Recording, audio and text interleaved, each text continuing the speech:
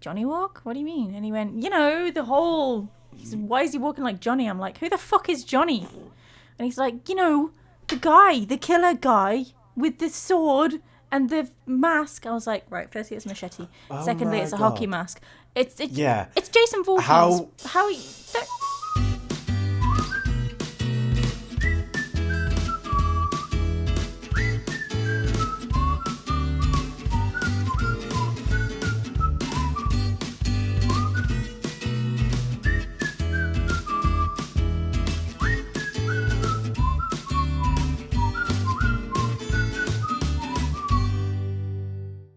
Hello and welcome all into the MO podcast. As always, you're here with me, Consummation Sam. And me, Shreya. And today we are going to be talking about Terri Hoffman and the Black Knights.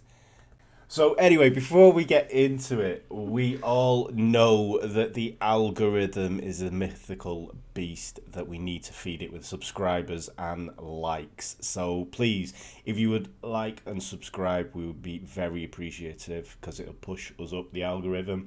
We'll get open to more viewers and hopefully one day we'll be able to retire. And keep entertaining people. Not that bothered about that. I just want to retire. But yeah, and as well, we do have the website, which is all our blogs. I've got a few coming up, so hopefully we'll be releasing some new stuff over there.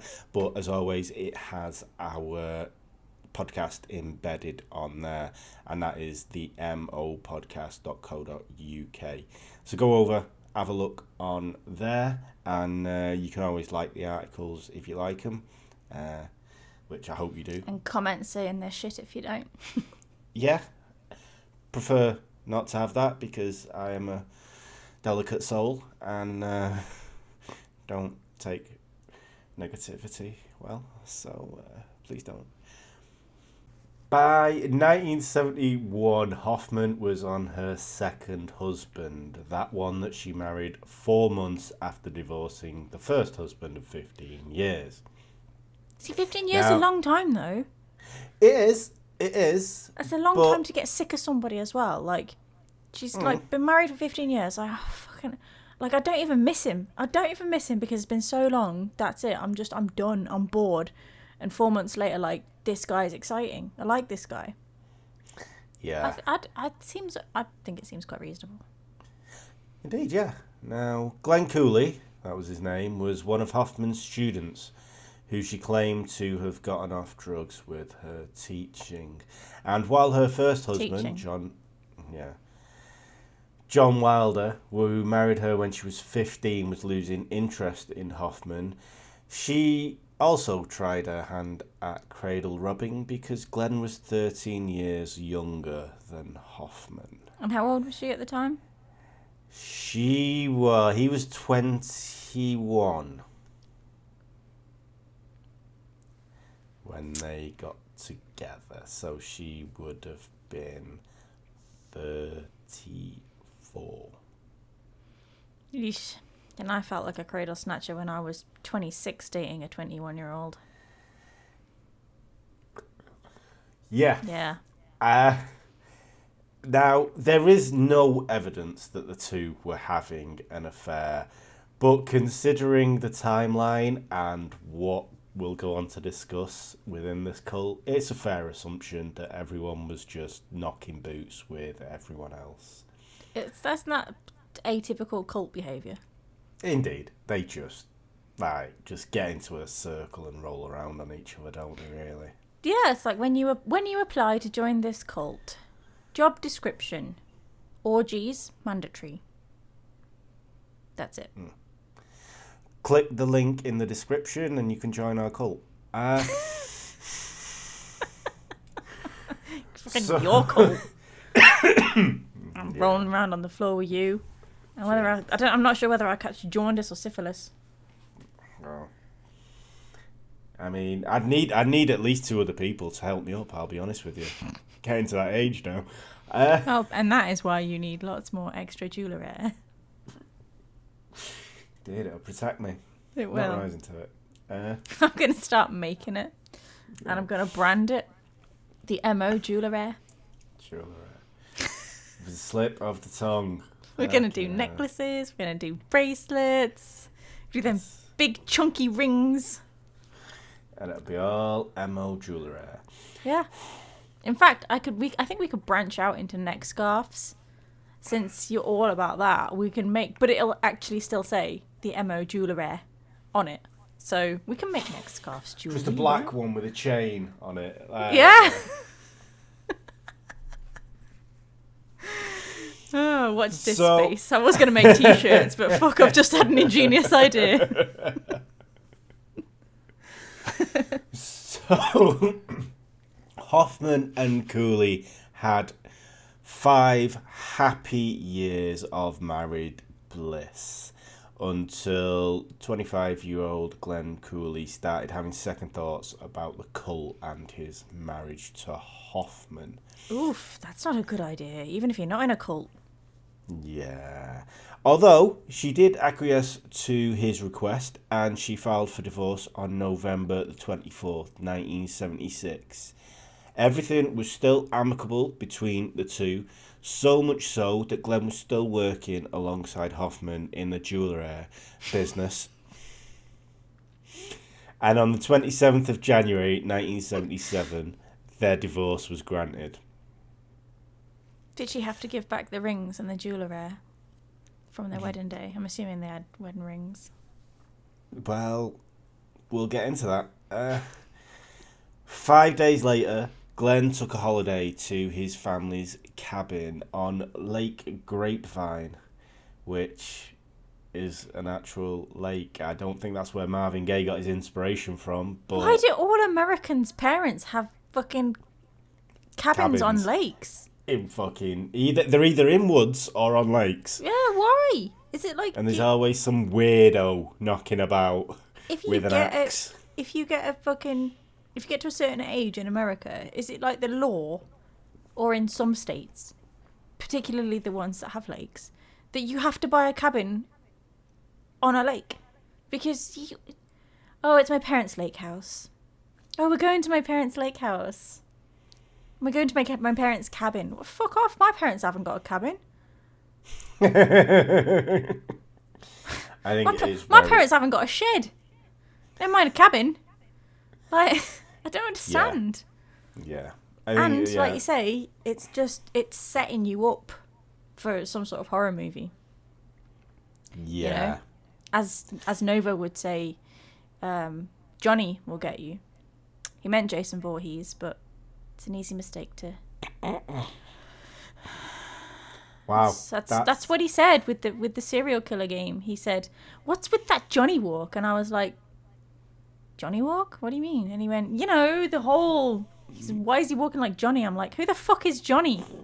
And he's like, the killer guy with the sword and the mask. I was like, right, firstly it's a machete. Secondly, it's a hockey mask. It's Jason Voorhees. How you don't. It's painful, that. It was. It was very painful. Yeah. God. He's not getting invited back on. So on the 2nd of February 1977, Hoffman found a note in her safe titled Last Will and Testament of Glenn Cooley. She, with 2 other members of a cult, travelled to the cabin where he was staying, and amazingly enough, they found Glenn dead. Oh, and he just happened to leave his will in her locker. Yeah. A drug overdose was the alleged cause, as when they moved the body, Hoffman and her cronies, not the police, they found a couple of pills under his body and he had foam from his mouth. But right, yeah, I know he obviously didn't kill himself. Yeah. I know where this is going. But from a planning perspective, if you're wanting to make it look like your ex-spouse has gone away to his parents' lake cabin and taken a drug overdose and he's left you everything in his will, maybe think early doors. Somebody who's going to kill themselves and leave everything to you in their will is also not going to waste time divorcing you. See, now, I don't know who's the stupider here in this, as we'll see. Whether it's Hoffman and the cult, or whether it's the police and the investigating people. Because... it's usually a healthy dose of both. yeah. Cooley's will read, I, Glenn Cooley, give to Terry Cooley all of my property, both personal and real. This includes 2 boats, a 1972 Buick Limited, all jewellery and equipment for its making, all furnishings for the house on Duvernham Road, and all cash. And my parents' late cabin. Glenn Scott Cooley. I ask that this will and testament of mine not be contested by anyone for any reason. Oh, I love that. P.S. None of this is made up. P.P.S. I really did write this. P.P.P.S. This is actually my signature. Don't ever question it because it really for real is. Oh no, there is a P.S. There is a P.S. And it went on. As explanation for all this, I can't really say what it is because of, but I can say what it is not because of. It is not because of the divorce with Terry, past drug experiences, inability to cope. What it is, I myself know, but I don't have the words for. I can say what it definitely is not, and that it is definitely nothing to do with Terry in any way, shape, or form. She definitely has not had me killed and stolen all my shit. Yeah. Smooth. Like, it's real smooth. Yeah, that's almost Scooby-Doo. Yeah. I mean, but the thing is, apparently no one, apart from Glenn's family, like, batted an eyelid. They all just went, yeah, that's fine. And Glenn's family were the like... investigators... yeah, for real. Basically, like, what the actual fuck? This is it. Even a normal person, doesn't matter whether it was, like, in Roman times or 1800s or now or whatever. If you read that, you go, there's something suspect about that, surely. Because, surely, don't... It's nothing to do with Terry. And don't contest the world. Surely like, that's a bit weird. Glenn's family were like at the police, like, this is a fucking... You can't be serious. This is fucking clearly... There's something dodge going on. And the police are like, no. Says PPPS. This is defo my signature totes. So... Look, he signed it. Yeah, exactly. Yeah, look, see? Out of our Can't hands help you. Can't help you, pet. Yeah. So, Hoffman inherited everything from him. Now, Glenn's mother would go on to say that Hoffman's behaviour was controlling. She's a cult leader. Duh. Yeah.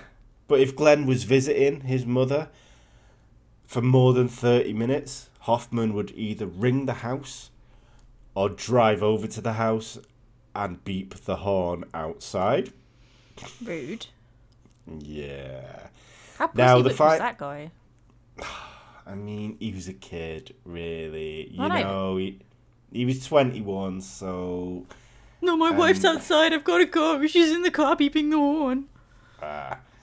Maybe the Dark Lords were after him. I'd have been like, carry on beeping, pet. I'm not going anywhere. Mum, not finished put the with kettle brew back yet. on. Come on, yeah. Still got some ginger tea, ginger fucking biscuits there. Jesus. Mum, we still got that bottle of Prosecco in the fridge. Get that cork out. The bastard can wait. You just wouldn't, would you?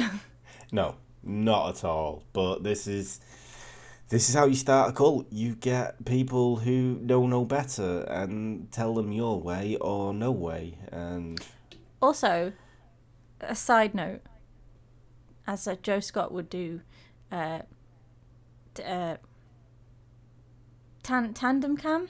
Okay. Tangent cam. Yeah. So, emotional abuse, you might not know that it's happening, but if this is what your spouse is doing, or your boyfriend or your girlfriend or your they friend, I don't know. Whatever relationship you're in, if your partner is doing this and they're dictating when you see your family, They're trying to force you to spend as little time as possible with people. That is emotional abuse, and you need to kick them in the face and tell them they're dumped. Yep. A flying kick. Yeah, definitely. Yep. Definitely. Yeah. I mean, obviously, yeah. If someone you want to spend time with and you think you love, if they're demanding all your time and you can't spend time with anyone else because they want it all, that's a red flag. So just be aware. A lot of people that are in domestic abuse relationships don't realise that they're in those relationships. Because, and as well, this it could be set up from day one. And as well with Glenn Cooley, he was an ex-addict, so when he was in that situation, he may not have known what was going on. And Hoffman was the person that got him out of it, and maybe he thinks he's indebted to her. And if you're in that situation, you aren't indebted to anyone because you did the work, no one else did. You helped yourself. You're the only person that at the end of the day can say, no, I don't want that no more. Yeah. So indeed. My wife says it a lot. So as long as you back off, and that's not an emotional abusive relationship. Exactly, and I do. Although I think a lot of time on my own. If you didn't, she would drop kick you in the face. Indeed, she certainly would. I still don't know where a taser is. The final account of Glenn's estate also troubled the family. Now, the probate court only listed his estate as $2,565, with $1,000 of that being jewellery. Yet his family were under the impression that he had $85,000 in gems and metals that he had been awarded in the proceeds of the divorce, because all proceeds arriving from the jewellery business was his under the entitlement of the divorce. But the probate court never listed this, so these just disappeared. But if she was planning on bumping him off anyway, could she not just let him keep the gems, because then everything's still going to her? That was a bit of a backwards fucking thing to do, wasn't it? Yeah. Whether it was storage issues or whatever, but the family thought he'd earned this amount of money in that time from that. So it should have been somewhere, but it was never mentioned. Whether he was just saying, oh, I'm dead rich, I've got all this, bragging to his family, or whether it was stolen. And I think with the evidence that we've seen, I don't think he was bragging that much, but no, that's what I mean. It was a fucking dumb thing to do. Like, oh, yeah, he's in this divorce. Yeah, he gets like 85 grand's worth of gems or whatever. Oh, I'm just gonna con him out of those. I'll steal them. Wait, why don't you wait until after he's dead, when everything's gonna be left to you anyway? Because that's less suspect. No, I want them now. I might want to make some jewellery. Make them disappear. I mean, she's not very clever, clearly, to be honest with you, as we'll see, because Glenn Cooley's mother also questioned Hoffman's grieving process when she was asked about it. At his funeral, she said that Hoffman was crying and talking, then she would stop and look up to see my reaction. She Amber Hearded it. Yeah. Now, let's just put, for context, 5 months after Glenn's death, Hoffman remarried. I mean, they broke up amicably, so again, bored of that one. Yeah, move on to a new one. It's shiny, this one. Was he young? Yes, we'll get into that later. Oh dear, okay. That's the third part on that one. Oh, okay. But Hoffman did try and defend herself. She said, I did nothing but love that man. I tried to help him as long as we were married. Yeah, I don't know. Don't know how she did that, but that's I tried to help him as long as we were married. And then when he filed for divorce, that really pissed me off, so I didn't have to help him no more. There is more of a quote to that, and I think she says like even after we were divorced, but I mean it's easy to see how she's full of shit and a liar because she remarried 5 months after they were divorced. And remember, she left her husband of 15 years for this guy, so surely there must have been a spark there. I mean, And she walked away from her 2 kids, so... it doesn't happen very often where women are all about the sex. That's normally a dude thing. But maybe the 21-year-old guy was just good in bed. In fairness, maybe that's what it was. Like, 21-year-olds men are hitting their peak, and in 30s, women are hitting their peak. So maybe it was just kind of that click. And Wait, then... women hit their peak in their 30s? Yeah. Get in! It's not too late for me yet. Guess you have to be bothered, right? Moving on. Wow! Oh, you are dark. I'm going to remember this. I'm going to use my silver mind control. I'm going to use it against you for the rest of your fucking life. You're doing it well enough with jewellery. You know what it is? I'm just going to tell Kat and your wife that you were horrible to me, and then I'll just sit back and watch the damage unfold. For fuck's sake, I'm going down hard. One of Hoffman's disciples was Sandra Cleaver. Now, Sandra had been married since the 1960s, and she got married straight out of college to Chuck. By 1964, they had had a daughter together who was called Susan Devereaux Cleaver. Now, they called her Devereaux in memory of Sandy's deceased sister. After trying to find solace in traditional religion, Sandy decided to look at alternatives. Now, this is where she came across Hoffman and her wacky band of merry men. Now, Sandy lived off a trust fund that her grandparents had set up for her, and she had all the breaks that Terri didn't have. She was brought up rich, whereas Terri was brought up poor, but they did have a commonality between the two. Hoffman had lost her mother early to tuberculosis, and Sandy's mother was institutionalized when she was a child. Hoffman had also lost a sister, and so had Sandy. Now, they were both interested in the mystical heebie-jeebies, and Sandy started looking up to Hoffman as someone that who was going to direct her in life. Now, Sandy's father died in 1966, and she wished she could have spoke with him one last time to tie up all the loose ends, that final conversation. This is something that Hoffman said, I can help you with, because I've seen all the events that's ever happened, and he's up there on the spiritual plane. You can't get there yet, but you need to give me $15,000, and I'm sure you'll see him. Yeah.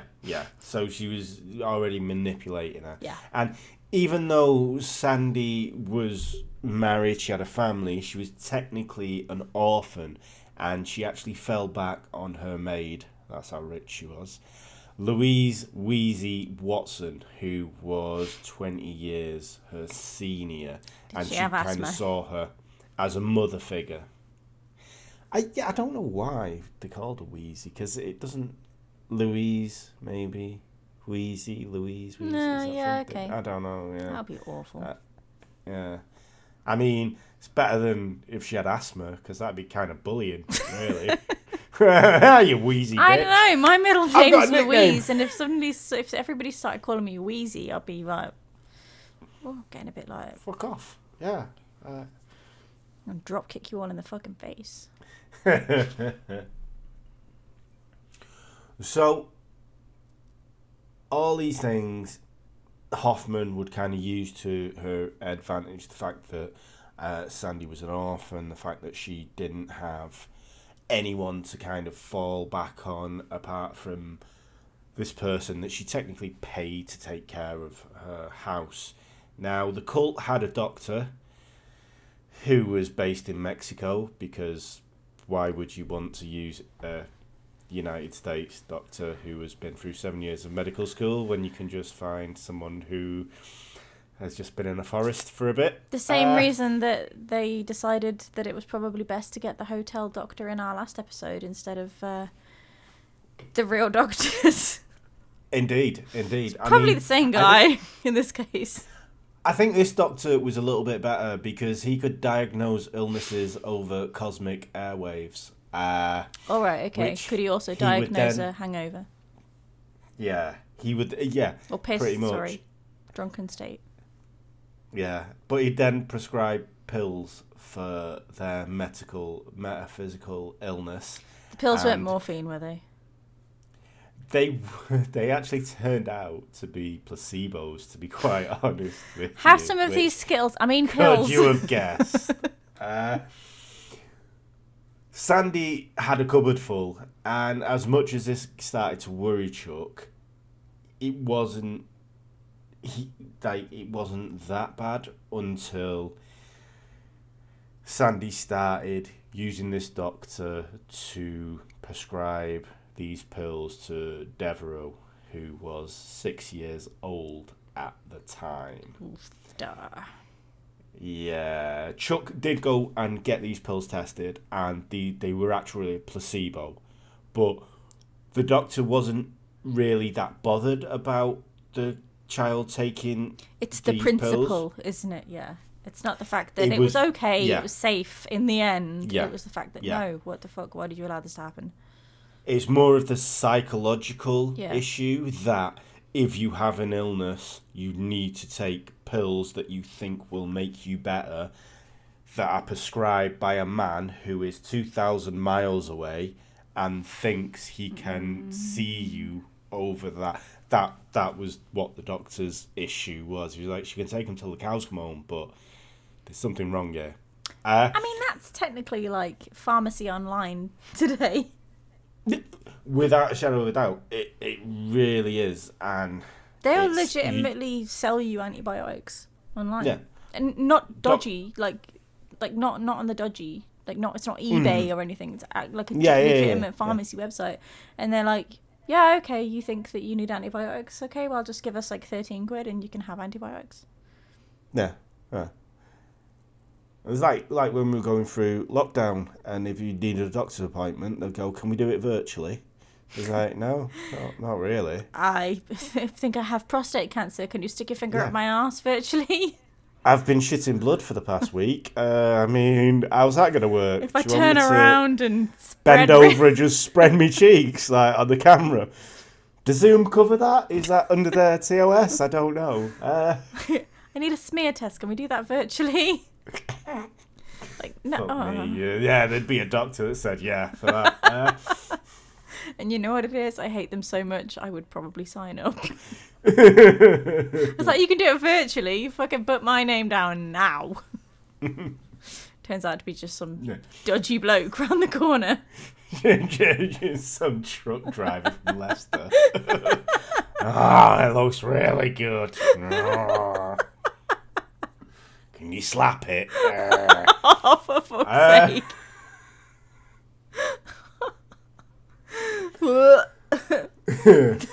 Yeah, that's made me feel ill, I'll be honest.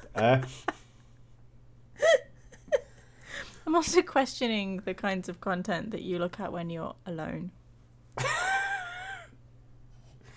It's only Paul from Leicester. He's fine. Can you slap it? .com. I'm buying that after this, I tell you. This goes viral. I'm owning that domain. I'll get you a t-shirt. So, because of this virtual doctor in the metaphysical realm, Sandy quickly turned her back on the real doctors, the ones that have had to work to get their degrees.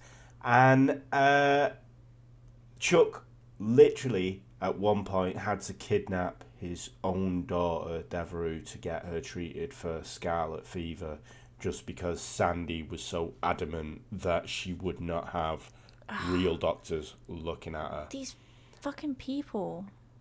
Yeah. The people that Sandy are, was I know a few people like that like they only believe in holistic remedies. So they're literally, I know a girl who genuinely ended up in hospital with, I don't know whether it's like kidney failure or liver failure or something, because she refused to see a doctor and get treated because she just was all about home remedies, and she didn't believe in doctors because doctors have an ulterior motive. Like, unless you're seeing a gynecologist that's not doing an awful lot of taking samples, like, I don't think a doctor has an ulterior motive. Like, and she ended up in the hospital with, like, it was like life threatening. Who the fuck are these people? This is it. This is Facebook and Twitter and all that shit. Like, I've read this online. It's like, well, doctors have been to medical school for 7 years. I mean, I'm going to trust that over an article you read. Like, one source. I mean, I'm the king of one sources, but I would. Do you know what I mean? I'm not taking my medical advice from one source. Like, I get that, like, back in, you know, in, like, well, I say, like, the olden days. I'm talking, like, historically, like, the Middle Ages, the Dark Ages. And you had, like, you know, your wise women and things like that, and they knew how to bring a temperature down with certain plants and things like that. Yeah, great. Oh, yeah. I'm all about that. But the thing is, right, it's been so many fucking hundreds of years since we used any plants like that. Yeah. Nobody knows how to use them like that anymore. So you can say, this plant does this, and that, but you don't know how to prepare it to make it do that, because that's not something we've had to do for hundreds of years. So yes, it probably did do that in the 1300s, but it doesn't do that now because you don't know how to prepare it or what to mix it with. Exactly. And it's the same as people saying, oh, well, in the 80s, I bet you didn't go to school with someone who has autism or who didn't have fucking, who didn't have this, that, and the other. It's like, they still had it, they just didn't know it existed. Exactly. They had hysteria back then. Do you know what I mean? It was a different name that they used. They were at the fucking short table. They were on the short bus. Do you know what I mean? It's hey, in the 1800s, women got horny, and that was it. We were hysteria. Women aren't allowed to get horny. You had to be locked away, like in asylums. Put her in bathroom. Because this is not a normal thing. Women do not get turned on. This is ridiculous. Only men get hard. Women, you're too proper, too innocent, too sweet. Don't ruin the enigma we've created for you. Can't get a wide on, therefore you can't get hard on. Men can get hard on, women can get a wide on, and it's never happened. So, it's not true. But this is it. Like any science, medical science advances by doing it's like they do tests, and it's always evolving. It's always going to evolve, like any science. Back in the day, we didn't know physics existed. Now we know black hole theory. Same with medical stuff. Like we thought consumption was a bad cough. It's tuberculosis. We've now got a cure for it. Move on. Have you heard about the latest thing that they're bringing in? Well, they're not bringing it in, but they're like testing it, where it's a chip that you have in under your skin. And I'm not like conspiracy theorying this. This Bill is Gates. I'm not. It's not right. And it will literally like.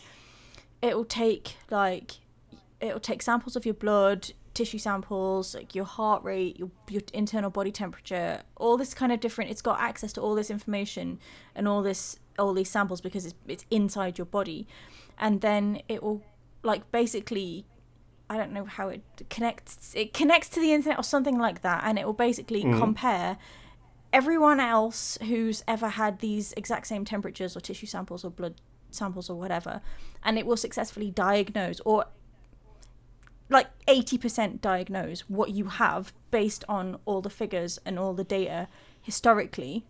And they're saying that if everybody had this, then everybody would be constantly monitored. So as soon as your body started showing signs that something wasn't quite right, because all of this data is constantly being monitored by across billions of people, this will pick up like that that there's something not quite right Anything with you. that goes wrong with you. Yeah, you can. yeah. So you've got less chance of finding a diagnosis that you're terminally ill later rather than there and then, because you've got this data comparison between millions of people.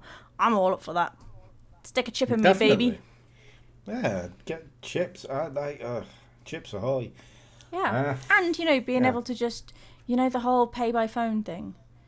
Yeah. It's like sometimes I don't unlock my phone before, and then it's like a transaction failed. Just boop. I'm all right with that. Whack it out. And, Unless, like, I think we may have covered this before. It'll end up like Simon Phoenix, from Demolition Man, where he just cuts that guy's hand off and just plonks it on the ATM machine. Oh yeah. Yeah. But there's nothing stopping people doing that now with biometrics, getting into people's phone and doing it that way. Exactly. Or just guessing people's password, which is 99.9% of the time 12345 or 1234. Yeah. To be honest with you, for science to progress, there's got to be some casualties. So I'm all on, but chip me up. Yeah, as long as it's not my right arm, don't care. I mean, your chip would like, it would detect movement in your right hand, and then it would be like heart rate elevated, internal body temperature raised, like, and it would be dialing 999. Yeah. You'd have an ambulance outside your house. I'm just having a wank. Fuck off. Yeah. At least you can take a Fitbit off. Put it on the bedside table. Put you back on later. Oh well, I've had a cheat day today. May need to use it. Fucking hell, I did 20 miles today. Twice? Oof. That's why I'm tired. But no, our point is that medical technology and medicine is progressing to the point where this should never have ever been a thing. Yeah. It's always progressing, to be honest with you. And if you believe someone can read your symptoms over cosmic airways, then you need to have a word with yourself, to be quite honest with you. Unless they're the Microsoft paperclip living under your skin, don't trust them. Yeah. Oh God, can you imagine? No. Looks like you're walking. Can I help you with that? Fuck off. Just have the voice in the back of your head like, nah, this isn't gonna work. So, Hoffman was divorcing her first husband, John Wilder, at this point, and 6 months later, Sandy used the same excuse to divorce Chuck. The excuse was he was impeding her spiritual growth. Now, lawyers for both sides thought Chuck had a great case, but for whatever reason, he was talked into having joint custody of Devereaux. He didn't want any of the trust fund. He didn't want any of the money. He actually only walked away with a car, which was his, and the stuff, his personal items that he brought into the marriage. Sounds a bit like she did the awful thing of going, well, I'll just stop you seeing your daughter. Give me everything, or... But this was the thing. This was the thing that both sides, both lawyers, said she would never be able to do that. He could have gone for sole custody. I know, but what if she convinced him otherwise? Because she seems like quite a persuasive personality. Like, what if she was like, I don't care what the lawyers say, okay? I will take you to the cleaners, I will take everything you have, and you will never see your daughter ever again. Yeah, maybe. But I think to offset this joint custody, the one thing that Chuck actually asked for was that Devereaux would only be treated by a recognised physician admitted to practice in Texas. So even though Sandy was dead, like she loved this Mexican man who could... That was the thing. He was like, no, you're never using him to treat my daughter. You have to use a registered physician, and I will just walk away with what I've got. And that's all. He sounds like a good dad. Because he was looking out for a daughter, which... Kudos to that guy. Kudos to Chuck. Yeah. We're Team Chuck. Yeah. So during her divorce proceedings, Sandy paid for Hoffman and Glenn's honeymoon to Hawaii.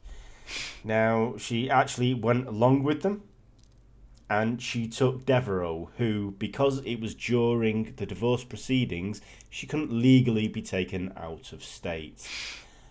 That's how Hey, much come she and didn't give. enjoy your honeymoon with your new stepdad. Yeah. And that's how much she didn't care. That's how much devoted Sandy was to Hoffman and the cult. And even though she took her daughter with her, the deeper she got into the cult, the more distant she got from Devereaux. And it would end up quite bad. By 1978, Sandy had wrote a will which left everything to Hoffman. Not only her possessions, but a $20,000 a year inheritance So not to from her her daughter. grandparents. No. Devereaux, her 14-year-old daughter at this point, was not mentioned in the will in any way, shape or form. That's brainwashed. And in fact, the 14-year-old Devereaux had written her own will, which left everything to Hoffman and her new husband, Ben Johnson. No. So that's husband number 3, if we're counting. What the fuck? Yeah. What was this woman And she saying married- to them? How the fuck did Yeah. she convince them? No idea, but she must be great. I need her secrets. Yeah. I'd like a pay rise. In February 1979, Sandy and Devereaux took a trip to Hawaii. Now, because how distant Sandy had been, Devereaux jumped at the chance to spend some time with her mother and try and reconnect. While the two went paddling in an inflatable raft in a lagoon that Sandy had previously visited, you know, when she was on the honeymoon with Hoffman and her second husband, they were out over a coral reef when, according to Sandy, 2 vicious waves hit them. The first knocked both off the inflatable, and the second pushed them underwater and separated them. Sandy tried diving to find Devereaux, but she couldn't find her in the crystal clear Hawaii waters. Right, okay. When Chuck was informed that his daughter was missing, who Hoffman informed him, no less, at a phone call at 1 a.m, he flew out to Hawaii straight away. Now, when he arrived there, somehow Hoffman was already there, comforting Sandy in a hospital room. It was almost like She's she in- knew what was going to happen. She was in a hospital room because she had received scratches and bruising from the razor-sharp coral that they were paddling over. Devereaux was found 4 hours after the accident and she had drowned. While Chuck was in Hawaii, he would receive a call from another cult member telling him that Devereaux's will had been served to his address and to the bank that had managed her trust fund. Now, her will, which was of a professional document far above the level of a 14-year-old would write of her own accord, stated, "I give, devise and bequeath," very legal-esque, Bequeath. "all of my property, including all rights, titles and interests of whatever character I may own in and to any property, real, personal or mixed, wherever situated, to Terri Johnson, who has been like a second mother." Also, the will stated, like Glenn Cooley's earlier, that she asked it wouldn't be challenged. I leave everything to Terri, who has been like a second mother. I leave fuck all to my actual first mother, who I also loved. So what's interesting is Chuck actually started having a head scratching moment because Hoffman was very distant from Devereaux, and she actually claimed that Devereaux was bringing some of the bad juju in that had made the Dark Lords, the Black Lords, create So this is why Sandy was very distant from her, because Hoffman had put this wedge between the mother and the daughter. So Chuck, the father, was like, I don't understand. She never really saw Hoffman that much, so why would she leave everything to them? Especially, like, she's... Okay, so she might have, like, fallen out of touch with her actual mother, but presumably she's still on good terms with her dad, and she's left fuck all to her dad.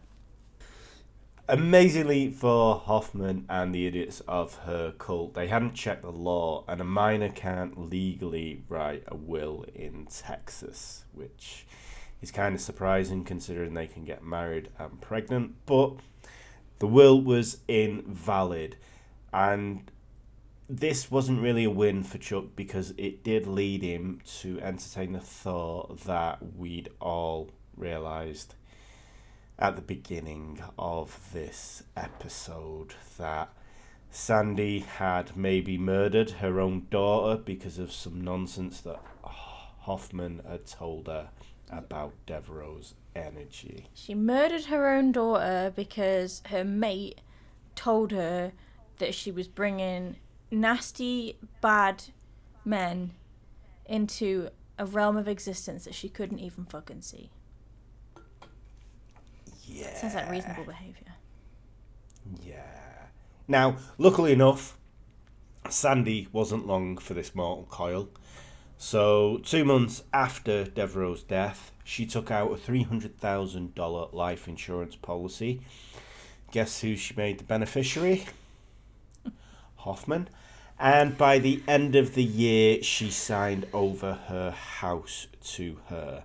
Now, Hoffman was kind enough to move into the house, and she charged Sandy rent for living there. What? Yeah. Oh my god. Okay, Sandy is a dumb bitch. Yeah. But in 1981, Sandy wanted to take a trip with a now 77-year-old maid, Louise Watson, Wheezy, to Colorado to visit Hoffman's sister, and there was some other cult property out there that she was going to go and look at.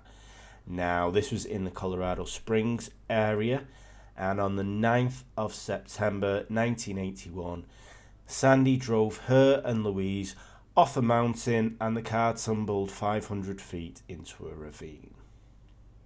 Okay. There were no skid marks at the accident scene, so she did hadn't nothing stopped. to prevent her fate. She didn't try and swerve and avoid a car. She just straight up drove over a cliff.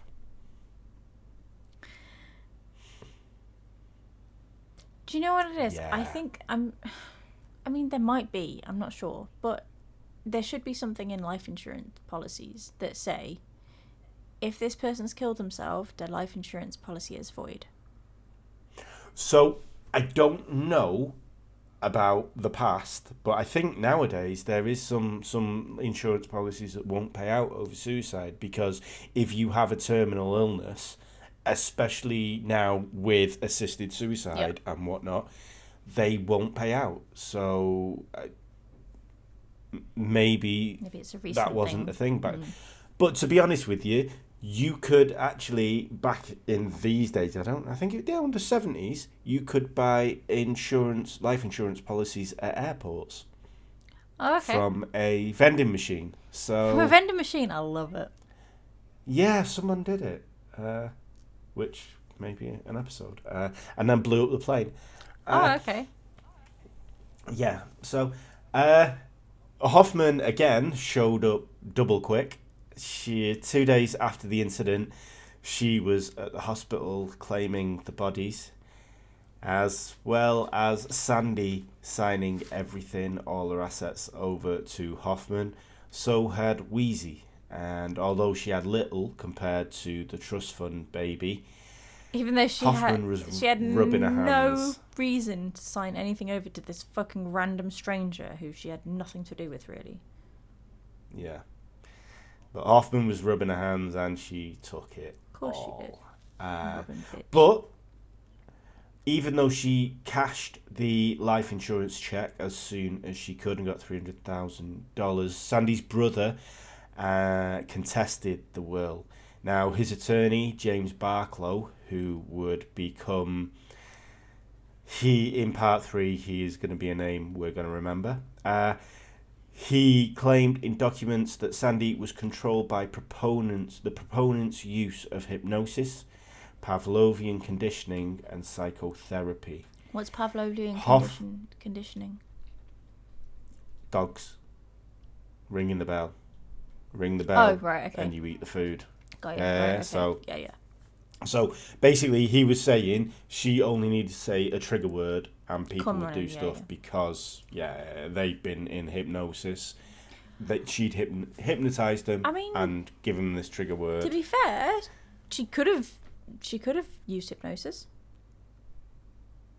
She was a proponent of it, and that's how kind of she started out. So this is one of the things. Darren Brown does it, and he's very convincing. I'm Hoffman not talking settled TV. the case. I've seen him on stage. No. I'm convinced, and I was never. Oh convinced. no, yeah. So yeah. It's supposed to be, it's good. It was good, yeah. So Hoffman settled this case before the jury had made a decision, and Sandy's estate was split between her and Sandy's brother. Now, Sandy's death hit Hoffman hard, and she ceased all cult activities. In fairness, she was loaded off other people's money, so she didn't really have to keep the circus going.